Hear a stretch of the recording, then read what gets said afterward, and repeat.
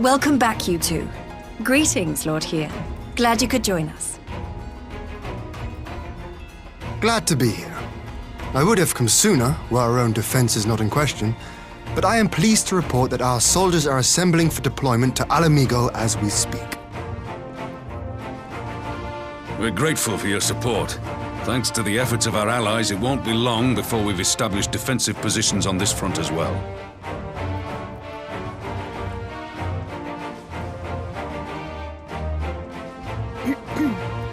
We have some good news too. Alphino has come back to us. As for the bad news...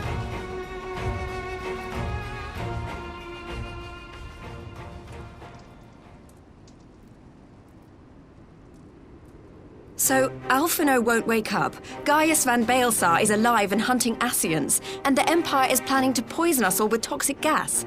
Does that sound about right?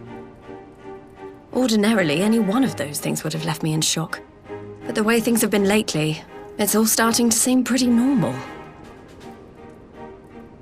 Getting back to your report, are we sure this Black Rose is the weapon Maxima was talking about? It fits the description. And it seems we have Alphino to thank for sparing us an early demonstration of its effectiveness. I have a feeling this won't be the last time his bravery in the Empire will serve us here in Eorzea. The threat of an unknown weapon has had us all on edge. But now that we know what we're dealing with, we can take steps to defend against it. As for Gaius, I'm not sure what to think. Am I happy he's alive? Not in the slightest. Am I happy he's hunting Ascians? Aye, I'd have to say I am. Oh, speaking of Garleans you didn't expect to see, we have a tale of our own, as it happens. When we sent envoys to the Imperial Army to request talks, they returned with the message that Varys Zos Galvus would be attending.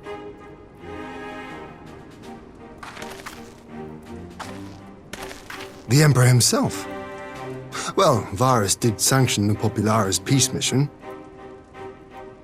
But knowing that an Ascian walks in his son's skin, I do not see how we can trust him or anyone from that nest of vipers. The Alliance would proceed with negotiations regardless, if only to give ourselves more time to prepare. We do, however, require your cooperation. Right. Yes. So, as a condition for the talks to go forward, the Empire has requested that a member of the Scions be present. There'll be a representative from each Alliance nation, of course, but I'm afraid we have to ask that you come along too.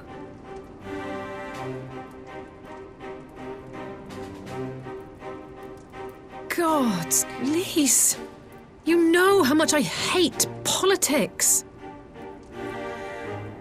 But then, what choice do I have? Alphino and the others aren't going to do it. Very well. I shall attend as the Scion's representative.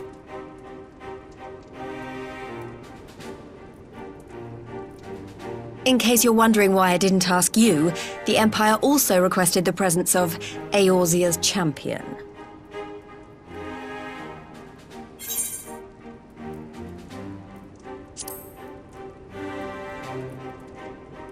That's settled then. We don't know what Varys means to bring to the table, or why he wants you there, but having you close at hand will make all the difference. The meeting will take place on the border. Anticipating an early assault, we mean to position the bulk of our forces nearby. The Alliance leaders should already be on their way. Once you're ready, we can head out and join them.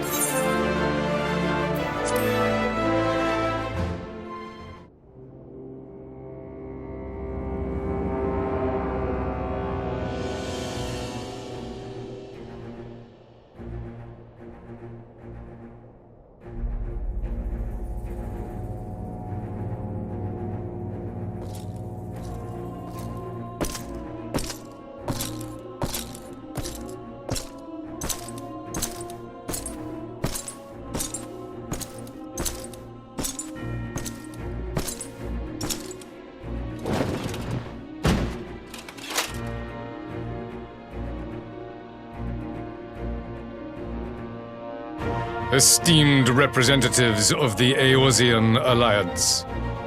On behalf of the Garlean Empire, I thank you for inviting me here today. As this parley was convened at your request, I invite you to speak first. Very well, Your Radiance. I, Nanimo Ulnamo, 17th in the line of Ul, should be pleased to oblige you. As recent events in Alamigo and Doma have made plain, the subjugation and exploitation of neighboring nations is not a sustainable policy. Should this day end in war, you may very well defeat us, but you will never extinguish the people's desire for freedom. Though it may not be in our lifetime, there will be another revolution, another war, and the cycle will continue. Doma has entered into a concord with the nations of Eorzea, a partnership wherein we recognize one another as equals. Garlemald could be afforded similar treatment. You need only set aside your ambitions and join us in paving a path towards peace.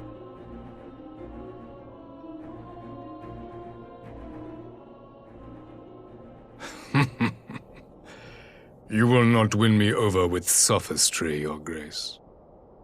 As you know only too well, this alliance lacks the strength to keep the peace within its own borders.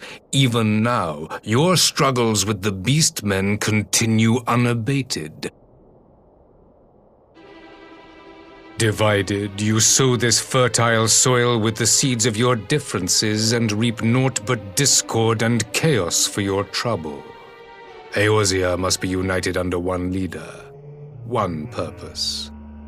I would offer you both and bring an end to your strife. With all due respect, Your Radiance, the only thing that you offered the people of Alamigo was fear and hopelessness. The citizens of Doma can also attest to the meager arms of imperial rule. There is no purpose to be found in a life of oppression, each day more uncertain than the last. Our people are willing to die for their freedom. A great many already have, and countless more will, if we don't put an end to this madness here and now.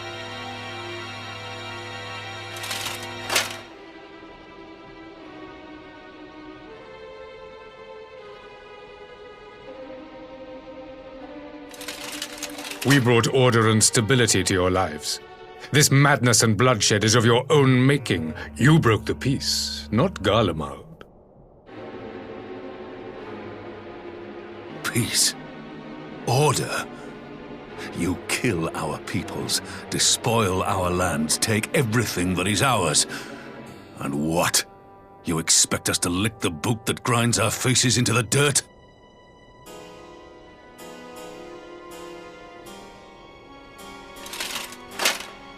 I expect you to weigh the costs, to recognize that countless lives have been lost on both sides in pursuit of a greater good, and to not squander all we have achieved in a fit of petulance.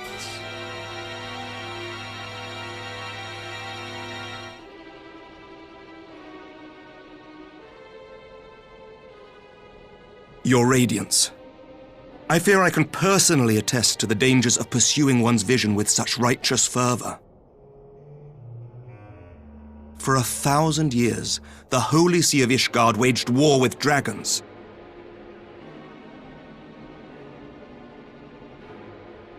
A 1,000 years of sacrifice, of sorrow and hate, in which we bathed in the blood of friend and foe alike.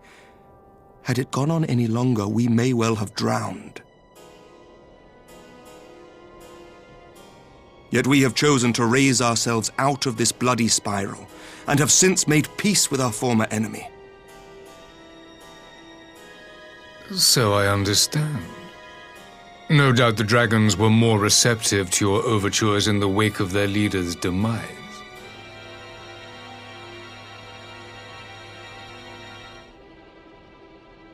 You speak of peace, yet use war to achieve it. Your father would not have bothered to obscure his intent with honeyed words. He understood that strength is all that matters in the end.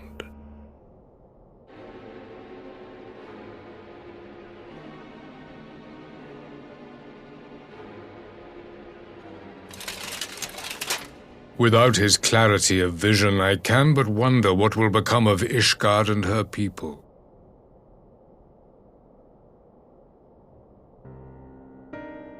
There was a time when Garlemald too lacked a leader of conviction. Weak and unable to wield magic, we were at the mercy of the strong from whom we sought refuge in the bitter cold of the north.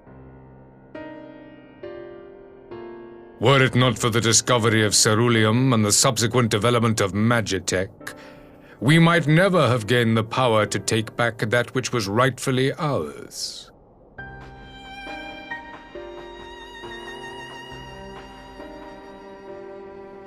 You speak as if your people were the first to have been driven from their homes. Limsa Lominsa was built by wayward souls in search of a place to call their own.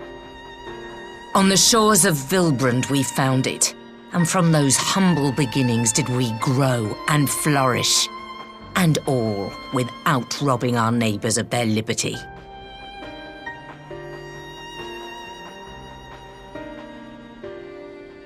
So saith the pirate. Am I to believe that you simply asked the kobolds to yield up their lands and that they were happy to oblige you? That you did not drive them out like rats in the hold of one of the many ships seized by your privateers?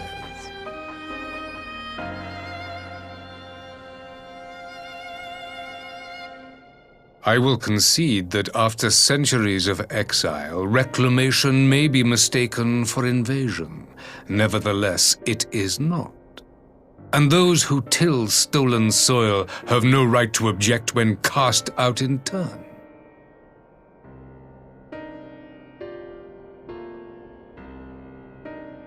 Your uncompromising nature rivals that of the Ixal. They too lament circumstances which they themselves perpetuate. Were they but to embrace peace, we would welcome them with open arms. Indeed, some few have done just that, and now receive of the 12's Wood's bounty. Would that your people might learn from their example.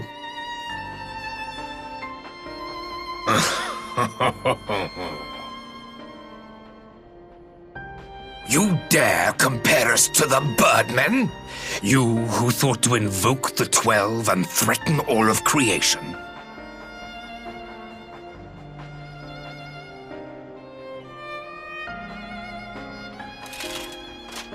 I came here in the hope of finding some speck of common ground, but I see now these discussions will accomplish nothing.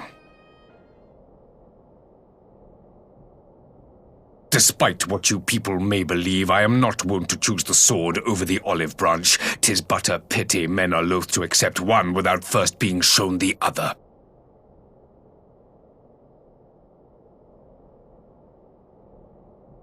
Wait, I beg you. This meeting was supposed to be a chance to find a way forward together, not to bemoan the missteps which brought us here.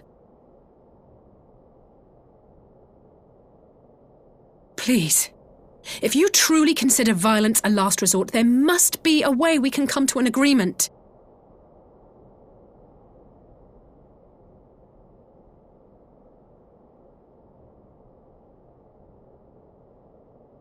As Mistress Alisaie says, we did not come here to bicker over the past, but to discuss how we might strive towards a brighter future.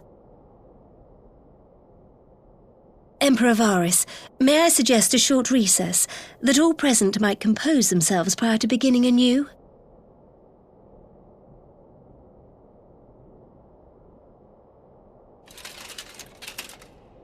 Very well. I pray this intermission will suffice to move these talks in a more constructive direction.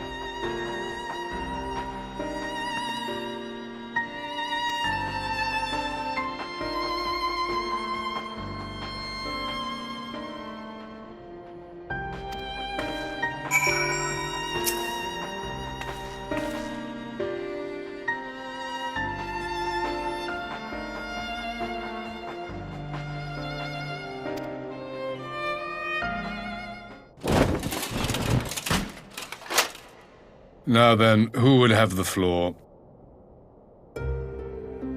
Before we resume, I wish to offer you an apology. After you graciously accepted our invitation to discuss an armistice, we have done naught but rebuke you at every opportunity. I believe I speak for all of us when I say we are deeply sorry for our discourtesy.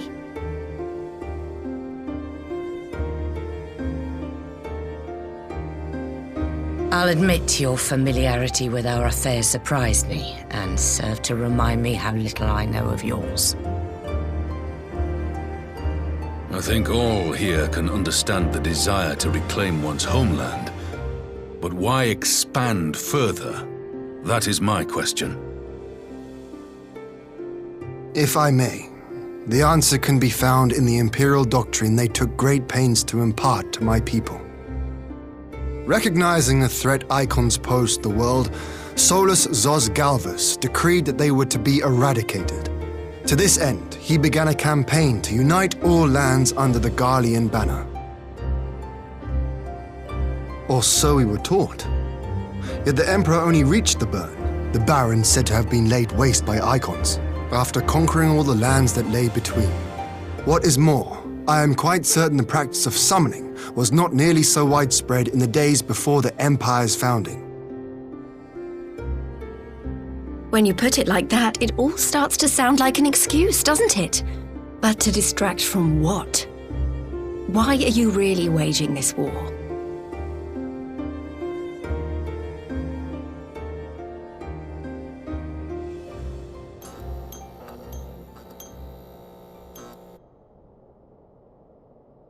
Finally, you ask the right question. I can but hope you heed mine answer and at last accept the righteousness of our cause. My goal is this: to return the world to the way it once was, the way it was always meant to be. In doing so, mankind will be made whole once more.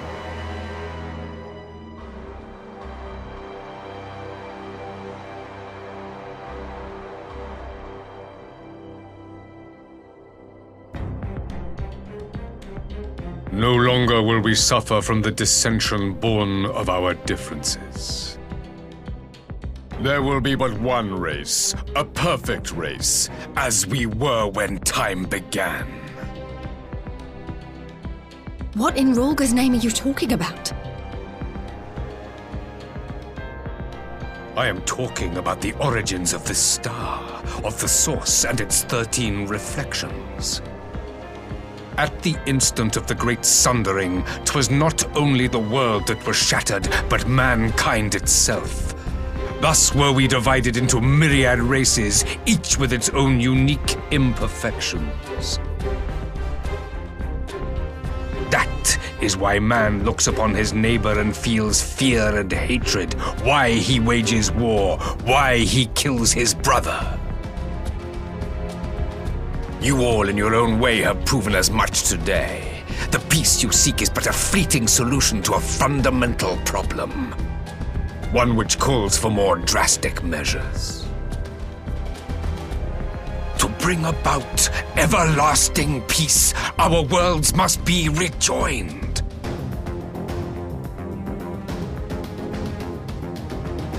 That is the goal the Empire would see realized. The glorious future unto which we shall one day shepherd mankind.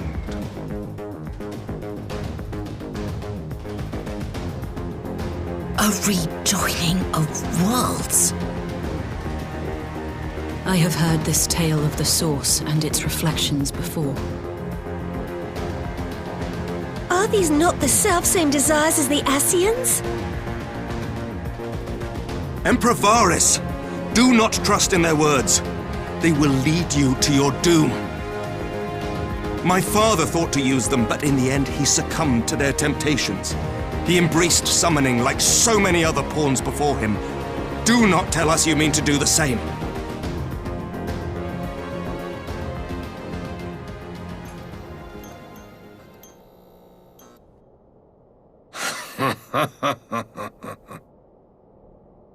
To be a pawn, free from the burden of choice, would be a blessing.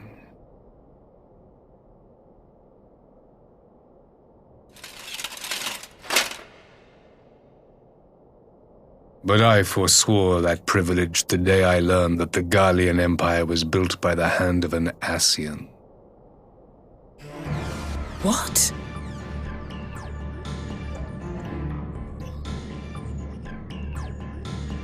Yes. My grandsire, the former emperor, is of their number.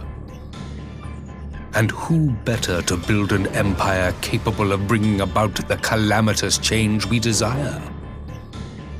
Would you condemn me for this alliance, for bowing to the will of these shadowy masters, when the prize is true and lasting peace?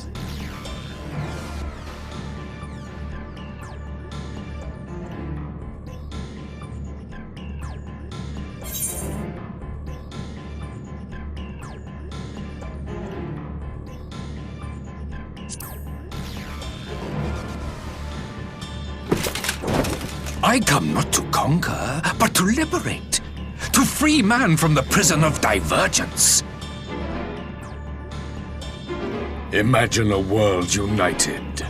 One perfect race beneath a single standard.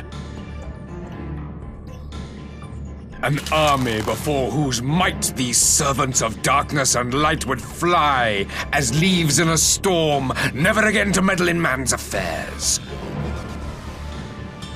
We would be the masters of our own fate. I bid you join me, not as subjects of Garlemald, but of a new nation. And together we shall win freedom for ourselves and generations yet unborn. You want to trigger another half-dozen calamities? You can't be serious!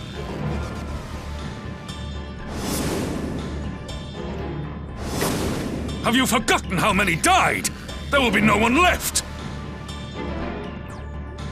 Do you truly imagine we would aid you in your bloodletting? It is unthinkable, unconscionable.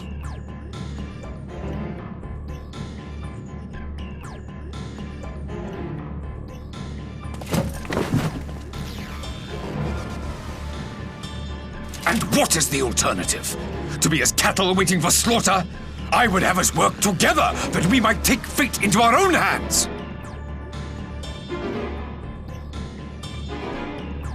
Into your hands, perhaps.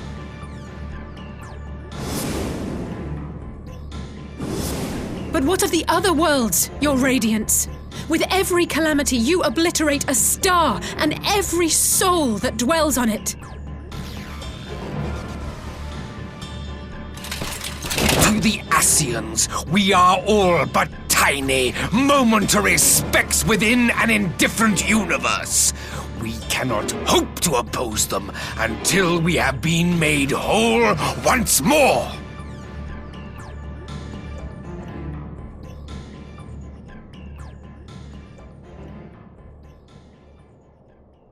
Are these truly the words of Garlemald's ruler? The flaws and foibles which you so abhor are what make us who we are. Every nation, even yours, Emperor Varys, is made whole through the combination of these imperfections, the strengths of one compensating for the weaknesses of another. While it is true that man succumbs all too often to anger and avarice, he may yet overcome his baser instincts through the forming of bonds with others, fostering community and cooperation. That the protector of an empire should not only reject these fundamental truths, but seek to change them at so dear a cost to life is indefensible. Such a man is not fit to govern.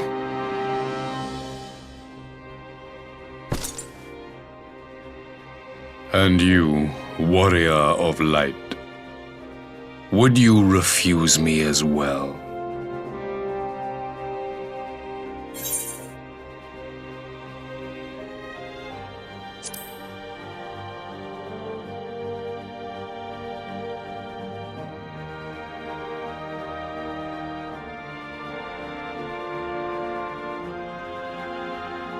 It would seem the Alliance is of one mind on this matter.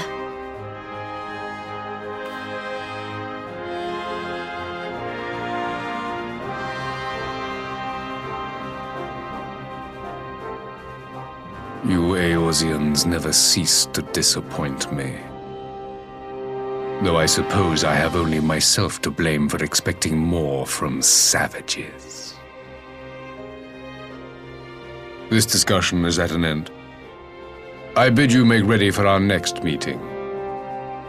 It will not be at the negotiating table.